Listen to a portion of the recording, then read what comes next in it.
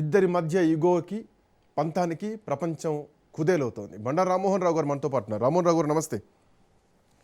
శ్రీకాంత్ గారు నమస్తే. So Trump ఒకటే అంటున్నారు, ఇరాన్ చమురు స్వాధీనం చేసుకోవాలా, నా టార్గెట్ అదే, నాకు ఇష్టమైనటువంటి కోరిక అది, తో పాటు యురేనియం నిక్షేపాలను కూడా మాకు అప్పచెప్పాలి అని మాట్లాడుతున్నారు. యురేనియం నిక్షేపాలు ఇంకా ఉన్నాయా? ట్రంప్ కోరికను ఎట్లా చూడాలి? ఈలోపు ప్రపంచం ఎటుపోబోతోంది, ఆర్థిక మాంద్యం పూర్తిగా కుప్పగోలుతోందని ఇప్పటికే ఈజిప్ట్ లాంటి దేశాలన్నీ కూడా మాట్లాడుతున్నాయి. ఏం సార్ పరిస్థితి ఎట్లా ఉండబోతోంది? శ్రీకాంత్, మీకు అట్లాగే రాజనీతి ప్రేక్షకులకు నమస్కారం. నమస్తే అండి.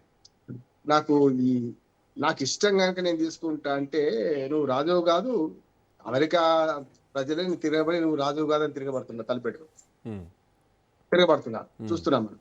కనుక సమస్య లేదు. అంటే నాకు ఇష్టం కనుక తీసుకుంటా అంటే, నీ ఇష్టం ఉన్న ప్రజలు ఏది చేస్తారా అంటే, వెనకటి రాజులు ఉండేవాళ్ళు రోడ్డు ఎమ్మడి పోతుంటే, బజార్లో ఎమ్మడి పోతుంటే ఏ కన్య మీద కన్ను పడితే ఆ కన్యను సొంతం చేసుకుందాం అనుకునేవాడు. ఇరాన్ చమురు ఇష్టం కనుక నేను స్వాధీనం చేసుకుంటా, నేను సొంతం చేసుకుంటా, ఎవరిష్టం కాదు కదా. వాళ్ళ సార్వభౌమాధికారం ఉంది, వాళ్ళ దేశం వేరే, వాళ్ళ దేశంలో వాళ్ళ ఇష్టం ఉంటది. కానీ నీ ఇష్టం ప్రకారం నేను తీసుకుంటా అంటే ఎట్లా అంటున్నాను. నాకు పురాణాల్లో కథ గుర్తొస్తుంది శ్రీకాంత్. వశిష్ఠ మహాముని అత్యంత ప్రతిభా సంపన్నుడు, విజ్ఞాని. అందరికి అప్పుడు రాజుగా ఉన్న విశ్వామిత్రుడు, అప్పుడు రాజుగా ఉండే, ఇంకా రాజరేషిగా మారలే, కలిపెట్టి రాజరేషిగా మాట్లాడలే, అయితే మారలే. అప్పుడు పోతాడు, పోతే సైన్యం అంతా పరివారం తీసుకొని పోతాడు. వశిష్ఠ మహాముని దర్శనం చేసుకుంటాడు, చేసుకొని ప్రసన్నం చేసుకున్న తర్వాత వెళ్ళిపోతావు అంటాడు. అప్పుడు వశిష్ఠ మహాముని భోజనం చేసి వెళ్ళండి అంటాడు. వశిష్ఠ మహాముని భోజనం చేసి వెళ్ళాలంటే శివుడి ఋషి ఈయన భోజనం ఏం పెడతారని, వద్దులేని మేము ఇంతమంది ఉన్నాం కదా పోతా బట్టి ఎంతమంది ఉన్నా సరే భోజనం పెడతా ఉండండి అంటాడు. ఎందుకంటే ట్రంప్ పద్ధతి అట్లా ఉండేది. అనగానే ఏం చేస్తారంటే, వెంటనే పెడతారా చూద్దాం అనుకుని సరే అంటాడు. సరే అనగానే ఎట్లా పెడతారు మరి, ఇంతమంది సైన్యము, ఇంతమంది మన రాజు యొక్క పరివారం అంతా అని అనుకుంటే, ఒక నిమిషంలో కామదేవుని వినిపించి, అమ్మ వీళ్ళకు అవసరమైన ఎవరికి ఏ ఇష్ట పదార్థం ఉందో అవన్నీ సృష్టించు అని చెప్తాడు వశిష్ఠ మహాముని. వెంటనే ఆయనతో సృష్టిస్తారు.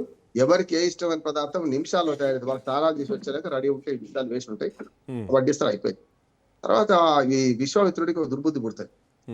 నేను ఇంత రాజును గాని నిమిషాల్లో ఇంత పంట తయారు చేసిన కామధేను నా సొంతం అయితే ఇంకా బాగుంటది కదా. ఇప్పుడు కామధేను ఏది చమురు, ఇక్కడ ఇరాన్ చమురు.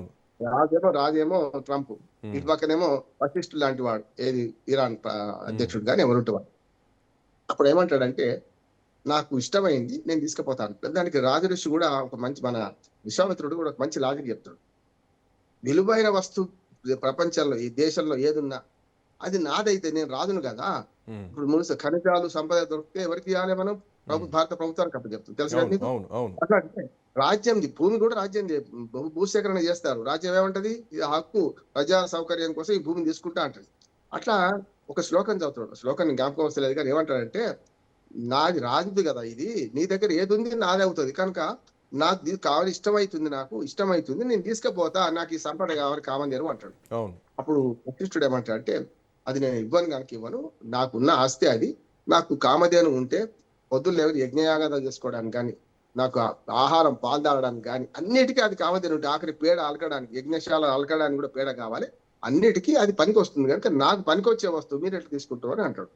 సమస్య అయితే నేను రాజును తీసుకుపోతా అంటాడు. బలవంతంగా సైన్యాన్ని తరలిస్తాడు, అన్నం పెట్టి వాడు సున్నం పెట్టి తీసుకుపోతుంటే ఆ కామధేను ఏం చేస్తాను వెనక్కి వచ్చి అడుగుతుంది, ఏమని, వశిష్ఠ మహర్షిని ఏమని, మీరు నన్ను విడిచిపెట్టారు ఆయనకు, లేకపోతే బలవంతంగా తీసుకుపోతున్నారు, రెండిట్లో ఏదని చెప్పండి అంటారు.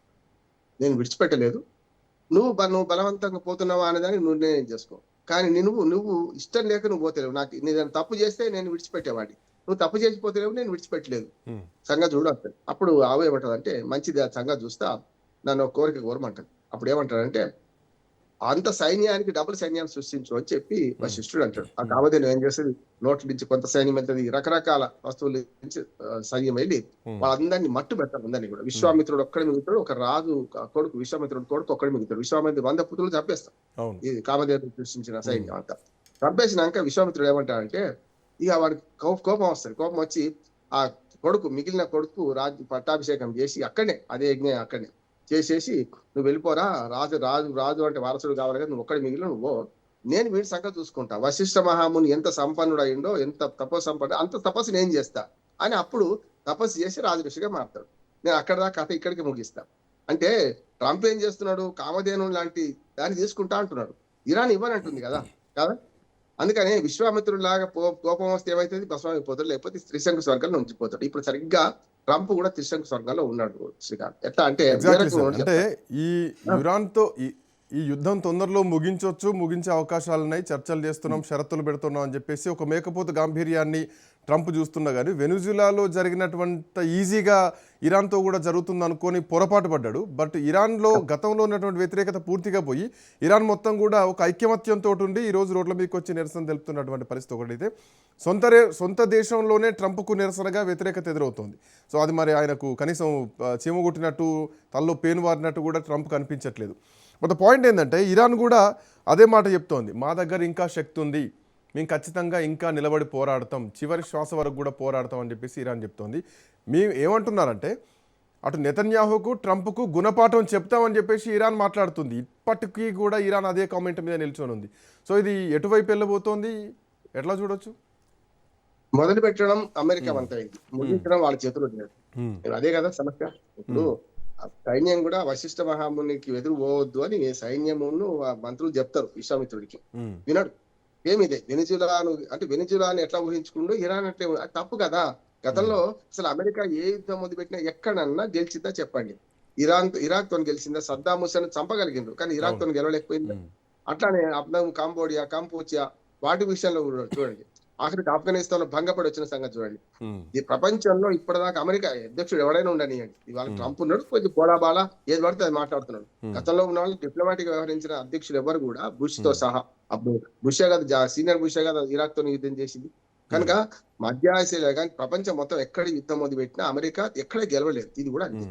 వెనుజులా అంత ఈజీగా ఇది పోద్ది అనుకున్నాడు కాదు. అంతేందుకు ఇప్పుడు మరి అమెరికా అవాక్స్ విమానాన్ని ధ్వంసం చేసింది చూసింది కదా. ఇప్పుడు ఏమంటుంది అమెరికా, మేము భూమార్గం ద్వారా వస్తామన్నాడు. మీ భూమార్గం ద్వారా రాండి, ఒక్క అడుగు కూడా మిమ్మల్ని ముందటి వేయకుండా చేస్తామంటున్నారు. అందుకని ఎప్పుడు నేను చెప్తుంటాను శ్రీకాంత్, రాజు కంటే మొండివాడు బలవంతుడు. వీడు ఆత్మత్యాగానికి సిద్ధమైనాడు. ఇప్పుడు వాడు ఒక్కడి చేస్తే వీడు రెండు చేయొచ్చు. కానీ ఏమైంది అంటే దానివల్ల అమెరికా మొత్తం నాశనం అయిపోద్ది కదా. అందుకని అమెరికాలో ఇప్పుడు ఫస్ట్ టైం మళ్ళీ ప్రపంచంలో ఎక్కడ లేనంత తిరుగుబాటు వస్తున్నాయి. గతంలో 2500 చోట్ల 5 లక్షల మంది 10 లక్షల మంది, ఇవాళ లక్షలాది కోటి మంది దాకా తిరగబడుతున్నారు. 90 లక్షల మంది అంటున్నారు, కోటి అంటున్నాడు, కోటి మంది దాకా తిరగబడుతున్నారు. 3500 చోట్ల మనకు నిరసనలు వ్యక్తమైంది. మీ పట్టు కోసం, మీకు ఇష్టమైన దానికోసం మేమెందుకు బలి కావాలని వాళ్ళు అంటున్నారు. సార్ వీటితో పాటు మేమెందుకు బలి కావాలని వాళ్ళు అంటున్నారు. ఇప్పటికే అమెరికాలో కూడా గ్యాసోలిన్ రేటు పెరిగిపోయింది, బ్యారెల్ల రేటు పెరిగిపోయింది.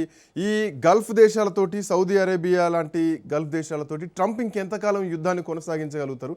ట్రంప్ ముందున్నటువంటి ఆప్షన్స్ ఏంటి, ఎట్లా చూడొచ్చు? ఒంటరిని అయిపోయాను ఎటు పోను అని ఒక పాట ఉన్నది, ఎందుకంటే ఎన్టీ రామారావు గారి పాట. అట్లాగే ఉన్నది పరిస్థితి. ఎందుకంటే చాలా పడతారు. ఎందుకంటే ఇప్పుడు ఇంటా బయట మొత్తం సవాళ్ళు ఎదుర్కొంటున్నాడు ట్రంప్. అంటే అధ్యక్షుడు ఇంట సలహాదారులు సహా తప్పు చేసిండు, వద్దు అంటే నా ఇష్టం నేను చేయమంటే పొండి అన్నాడు కదా. ప్రజలు తిరగబడుతున్నారు, సలహాదారులు కూడా తప్పు చేసిండని ఒప్పుకుంటున్నారు. ఇటు పక్క తన మిత్ర దేశాలైన 7 గల్ఫ్ దేశాలన్నీ కూడా నీకోసం మేమెందుకు బలి కావాలి అనుకుంటూనే తప్పదు. ఎందుకంటే వాళ్ళ మీద దాడులు జరుగుతున్నప్పుడు వాళ్ళు ప్రతిస్పందించాలి కదా, ప్రతిస్పందిస్తున్నారు వాళ్ళు కూడా, చూస్తున్నాం మనం. మూడోది ఏంటంటే పోనీ మన నాటో కూటమి దేశాలు కానీ, యూరోపియన్ కంట్రీస్ కానీ, తన మిత్ర దేశాలు ఒక్కటి కూడా సహకరిస్తలేవు కదా. హర్మోజ్ జలసంధిని మూసేసిండ్రు, మనం పోయి దాడి చేద్దామంటే ఒక్కడు రాలే, పైకి లిప్స్ అందరూ చూపించారు, ఒక్కడు రాలే. అట్లాగే మేము పోయి దాడి చేస్తామంటే ఇప్పుడు చెప్తున్నాం కదా, మీ నౌకలను నిమిషాలలో ధ్వంసం చేస్తా అని ఇరాన్ అంటుంది. ఇరాన్ ఏంటంటే మొండి ధైర్యంతో ఉన్నది, చచ్చడానికి సిద్ధమైన ఏం చేయలేమని ఆత్మాహుతి